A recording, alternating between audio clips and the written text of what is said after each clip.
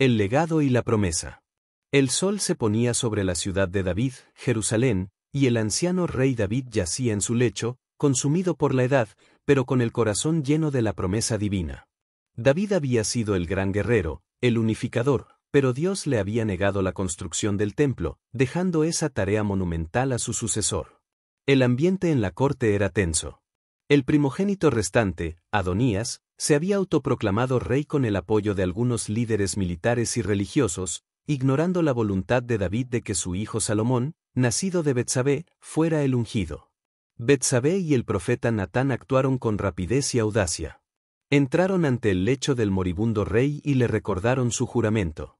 David, con un último estallido de energía real, convocó al sumo sacerdote Sadoc y al profeta Natán y dio la orden que cambiaría el curso de Israel: bajen a Salomón, mi hijo, y cabalgue sobre mi propia mula, que Sadoc y Natán lo unjan allí como rey sobre Israel. Tocarán el cuerno y dirán: ¡viva el rey Salomón! En medio del bullicio de Adonías y sus seguidores, la trompeta resonó. Salomón fue ungido junto a la fuente de Gión. Cuando la multitud escuchó el grito: el rey Salomón reina, Adonías y sus invitados huyeron despavoridos, temiendo por sus vidas. El joven Salomón asumió el trono. Una de sus primeras tareas, impuesta por su padre, fue asegurar la estabilidad del reino. David le dio instrucciones finales cruciales, no solo de obedecer las leyes de Dios, sino también de tratar con astucia a aquellos que habían amenazado la paz del reino. Al morir el gran David, el reino se afianzó en la mano de Salomón. Pero el trono no estaría verdaderamente seguro hasta que no se resolviera la amenaza latente de Adonías, quien, a pesar de la clemencia inicial de Salomón, solicitó astutamente a Betsabé, una esposa que pertenecía al harén de David, un acto que, según la costumbre, equivalía a reclamar el trono. El destino de Adonías estaba sellado. Un corazón entendimiento. La amenaza de Adonías, disfrazada de una petición inofensiva, no engañó a Salomón. Su joven mente ya vislumbraba las intrigas venideras. Ordenó la ejecución de Adonías, y luego destituyó al sacerdote Abiatar, quien había apoyado a su hermano, y a Joab, el general de su padre, por sus pasados crímenes y por su lealtad a Adonías. Con estas acciones decisivas, Salomón consolidó su poder y el reino quedó firmemente establecido en sus manos, tal como Dios había prometido a David. Poco después, Salomón viajó a Gabaón, donde se encontraba el tabernáculo de reunión y el altar de bronce. Allí ofreció 1000 holocaustos al Señor. Esa noche, Dios se apareció a Salomón en un sueño y le hizo una pregunta asombrosa: pide lo que quieras que yo te dé. Cualquier otro hombre habría pedido riquezas, larga vida o la derrota de sus enemigos. Pero Salomón, con una humildad que conmovió el corazón de Dios, respondió: tú has tenido gran misericordia con tu siervo David, mi padre. Y ahora, oh Jehová Dios mío, tú me has hecho rey en lugar de David mi padre, y yo soy muchacho pequeño, y no sé cómo salir ni cómo entrar. Tu siervo está en medio de tu pueblo al cual escogiste, un pueblo grande, que no se puede contar ni numerar por su multitud. Da, pues, a tu siervo corazón entendido para juzgar a tu pueblo, y para discernir entre lo bueno y lo malo, porque ¿quién podrá gobernar este tu pueblo tan grande? A Dios le agradó la petición de Salomón. Porque has demandado esto, y no pediste para ti muchos días, ni pediste para ti riquezas, ni pediste la vida de tus enemigos, sino que demandaste para ti inteligencia para oír juicio, he aquí que yo he hecho conforme a tus palabras, he aquí que te he dado corazón sabio y entendido, tanto que no ha habido antes de ti otro como tú, ni después de ti se levantará otro como tú. Y también te he dado las cosas que no pediste, riquezas y gloria, de tal manera que no haya entre los reyes otro como tú en todos tus días. Salomón despertó y comprendió la magnitud de la bendición. Volvió a Jerusalén y ofreció más sacrificios al Señor. Su primera demostración pública de esta sabiduría divina no tardaría en llegar, y sería un juicio que pasaría a la historia, cimentando su reputación como el rey más sabio que jamás haya existido. La sabiduría del juicio. La fama de la sabiduría de Salomón no tardó en extenderse. El primer gran desafío que puso a prueba su don llegó en la forma de 2 mujeres, ambas rameras, que acudieron a él con un dilema desgarrador. Ambas vivían en la misma casa y habían dado a luz con pocos días de diferencia. Una noche, una de ellas, mientras dormía, asfixió accidentalmente a su propio hijo, en la oscuridad, lo cambió por el hijo vivo de la otra mujer. Cada mujer afirmaba que el niño vivo era suyo y el no vivo, de la otra. Sus voces llenaban la sala del trono con acusaciones y lamentos, y el caso parecía irresoluble. No había testigos, y las pruebas eran inexistentes. Salomón escuchó atentamente a ambas mujeres, permitiendo que expusieran sus argumentos apasionadamente. Luego, en un silencio tenso, pronunció una orden que dejó a todos boquiabiertos: «Traedme una espada». Cuando la espada fue llevada ante él, el rey dio su veredicto con una calma perturbadora: «Dividid al niño vivo en dos, y dad la mitad a la una, y la otra mitad a la otra». Un escalofrío recorrió la sala. La primera mujer, con el rostro contorsionado por el dolor y la desesperación, gritó: «¡Ah, Señor mío! Dad a ella el niño vivo, y no lo matéis».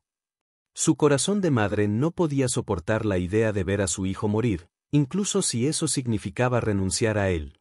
Pero la segunda mujer, con una frialdad espantosa, dijo: «Ni para mí ni para ti, divididlo».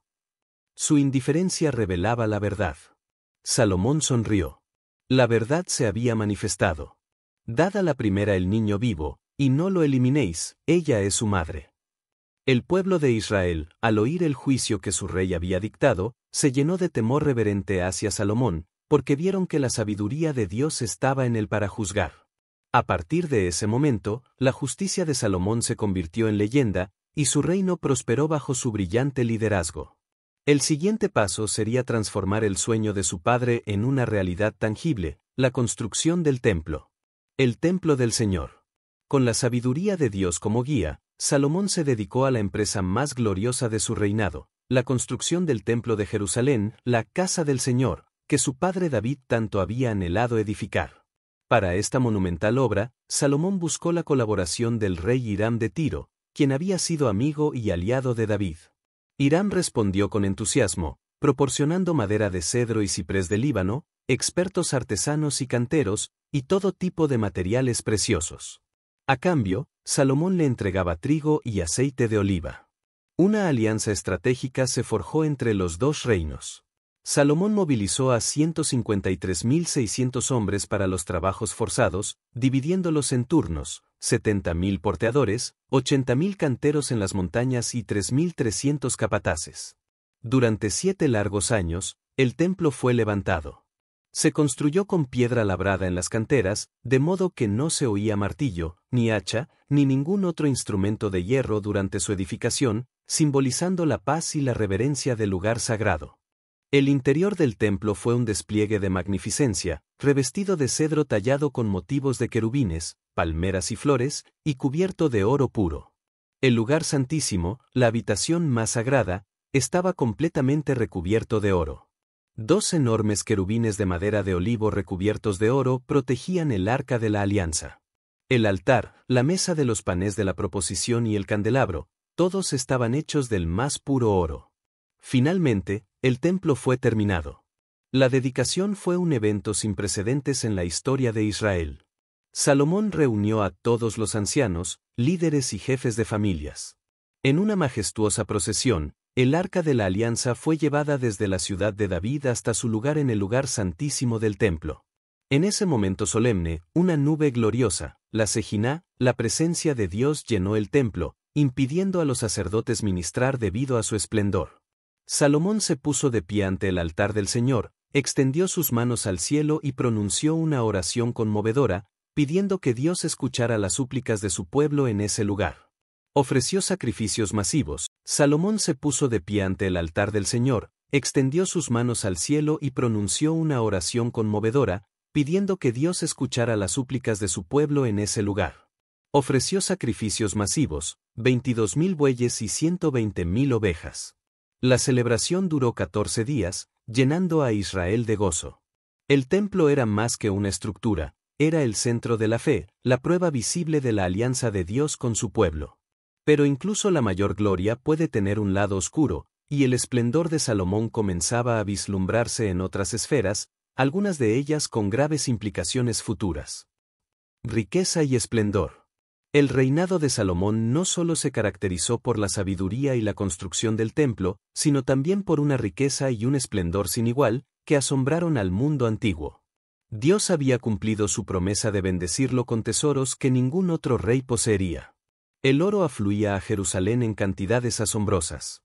Cada año, Salomón recibía 666 talentos de oro, una cifra que más tarde adquiriría un simbolismo oscuro, sin contar las rentas de los mercaderes y tributos de los reyes árabes. Su trono de marfil estaba recubierto de oro puro, con 12 leones de oro flanqueando sus 6 peldaños. No había otro trono igual en ningún reino. Todos los utensilios de su casa y los vasos del Líbano eran de oro puro. La plata, en los días de Salomón, era considerada de poco valor. Construyó una flota de barcos en Esióngeber, que, junto con los barcos de Hiram de Tiro, navegaba hasta Ofir, trayendo enormes cantidades de oro, plata, marfil, monos y pavos reales. Salomón también se dedicó a la construcción de otras grandes obras. Fortificó ciudades estratégicas como Jase, Meguido y Geser. Edificó almacenes, ciudades para sus carros de guerra y ciudades para su caballería. Su ejército era impresionante, con 1.400 carros y 12.000 jinetes, distribuidos en guarniciones por todo el reino. El rey era un erudito, no solo de leyes y juicios, sino también de la naturaleza. Habló de árboles, desde el cedro del Líbano hasta el hisopo que crece en la pared, de animales, de aves, de reptiles y de peces. Sus proverbios fueron 3.000 y sus cánticos 1.005. Su fama se extendió a los confines de la tierra, atrayendo a gobernantes de lejanos reinos que venían a escuchar su sabiduría y a admirar su riqueza. Fue en este contexto de opulencia inigualable que una reina de una tierra lejana, motivada por la curiosidad y los rumores, decidió emprender un largo viaje para comprobar por sí misma la veracidad de todo lo que se decía de este extraordinario rey. La reina de Saba. La reputación de la sabiduría y el inmenso esplendor de Salomón llegó a oídos de la legendaria reina de Saba, una gobernante de un reino próspero en la península arábiga, actual Yemen o Etiopía. Intrigada y escéptica, la reina decidió emprender un largo y arduo viaje a Jerusalén para poner a prueba a Salomón con duras preguntas y para ver con sus propios ojos la gloria de su reino. Llegó a Jerusalén con una gran caravana de camellos cargados de especias, oro en abundancia y piedras preciosas. La ciudad se llenó de expectación ante la llegada de tan ilustre visitante. La reina pasó días conversando con Salomón, presentándole todo tipo de enigmas y acertijos. Salomón respondió a todas sus preguntas, y no hubo nada oculto al rey que él no pudiera resolver para ella. La reina observó su sabiduría en cada palabra, pero también quedó impresionada por la magnitud de su reino, la casa que había construido, la comida de su mesa, el asiento de sus servidores, el atuendo de sus ministros, sus coperos y los holocaustos que ofrecía en la casa del Señor. Quedó tan asombrada que le dijo a Salomón: «Verdad es lo que había oído en mi tierra acerca de tus hechos y de tu sabiduría, pero yo no lo creía, hasta que he venido, y mis ojos han visto, y aquí que ni aun la mitad se me dijo, es mayor tu sabiduría y bien que la fama que yo había oído. Bienaventurados tus hombres, dichosos estos tus siervos, que están continuamente delante de ti, y oyen tu sabiduría. Bendito sea Jehová tu Dios, que se agradó de ti para ponerte por rey en su trono, por Jehová tu Dios, por cuanto Jehová ha amado siempre a Israel para hacerlo permanecer perpetuamente, por eso te ha puesto por rey para que hagas juicio y justicia». La reina de Saba le regaló a Salomón 120 talentos de oro, gran cantidad de especias y piedras preciosas, una ofrenda más generosa de lo que jamás se había visto. Salomón, a su vez, le dio todo lo que ella deseó y pidió, además de los presentes que le correspondían por su realeza. Tras esta memorable visita, la reina regresó a su tierra, llevando consigo no solo presentes, sino también una profunda impresión de la grandeza de Salomón y del Dios de Israel. Sin embargo, a pesar de toda esta gloria y la bendición divina, una sombra oscura comenzaba a perfilarse en el horizonte. La prosperidad y el poder trajeron consigo una complacencia peligrosa, y las advertencias de Dios empezarían a ser ignoradas, llevando a Salomón por un camino que pondría en riesgo todo lo que había construido. La caída del sabio. A pesar de su inmensa sabiduría y las bendiciones de Dios, Salomón comenzó a desviarse de los mandatos divinos. La ley de Moisés había advertido específicamente a los reyes de Israel que no debían multiplicar caballos, ni acumular demasiada plata y oro, ni tomar muchas mujeres, para que su corazón no se apartara de Dios. Salomón desobedeció estas 3 prohibiciones de manera flagrante. Tuvo 700 esposas, princesas, y 300 concubinas. Muchas de estas mujeres eran extranjeras, de naciones que Dios había prohibido a los israelitas mezclarse, por temor a que sus dioses paganos sedujeran al pueblo de Israel. Y eso fue exactamente lo que sucedió. A medida que Salomón envejecía, sus esposas extranjeras comenzaron a inclinar su corazón hacia sus propios dioses. Salomón, el constructor del glorioso templo al único Dios verdadero, comenzó a edificar altares a Astarot, la diosa de los sidonios, a Quemos, el dios abominable de Moab, y a Moloc, la abominación de los amonitas. Quemó incienso y ofreció sacrificios a estos ídolos, haciendo lo malo ante los ojos de Jehová. Su corazón ya no era perfecto con el Señor su Dios, como lo había sido el corazón de su padre David. Jehová se enojó contra Salomón, porque su corazón se había apartado del Dios de Israel, que se le había aparecido 2 veces y le había mandado que no siguiera a dioses ajenos.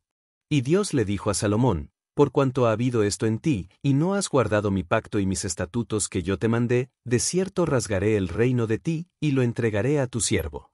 Pero no lo haré en tus días, por amor a David tu padre, lo rasgaré de mano de tu hijo. Sin embargo, no rasgaré todo el reino, sino que daré una tribu a tu hijo, por amor a David mi siervo, y por amor a Jerusalén, la cual yo he escogido.